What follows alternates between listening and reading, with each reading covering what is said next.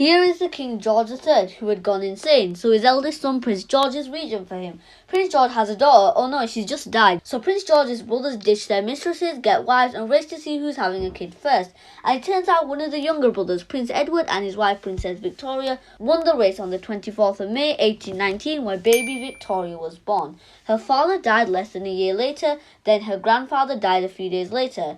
Now Prince George is the new king, George IV. But Victoria is stuck at home, controlled by her mom and John Conroy, who might have been in love. She was trapped at home, couldn't play with other kids, and Conroy pressured her into making him a private secretary. The new king, George IV's brother, William IV, realised that if he didn't live long enough for his niece, the heir Victoria, to turn 18, that would mean John Conroy and Victoria's mom would rule the country as the regent.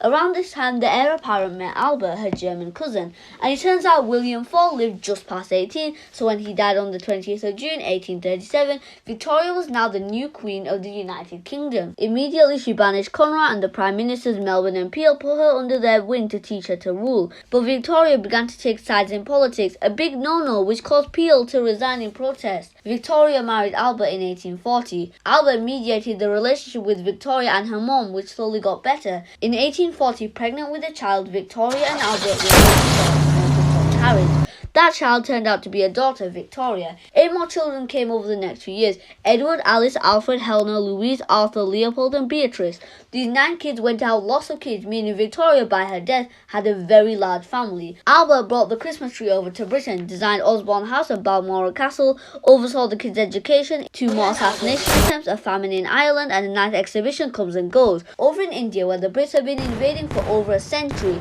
India becomes the British Raj, now officially part of the empire. In 1861, Victoria's mother dies, and Queen Victoria finds out that she had really loved her all the way through. After finding out Prince Edward was sleeping with an actress, Albert died of typhoid on the 14th of December 1861. Victoria was absolutely destroyed, and she wore black and stayed in mourning for the rest of her life. She secluded herself at Windsor, and through depression she became really fat. Her friend John Brown comforted her for over 2 decades. Victoria in the 1860s and 70s began stepping back into politics and facing another assassination attempt. Victoria's kids are going off to marry, many of them to be strategic in politics. In the 1870s, Prime Minister Benjamin Disraeli crowned Victoria Empress of India, and he was hell-bent on expanding the empire still.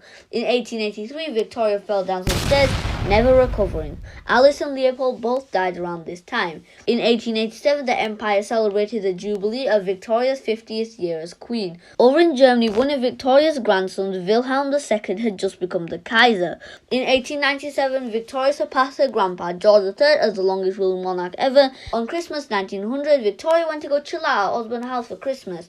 Eventually, she fell ill, dying on the 22nd of January 1901, surrounded by her massive family. She was buried next to her love Albert at Windsor, and was succeeded by her son Prince Edward as Edward VII. So why is Victoria so famous?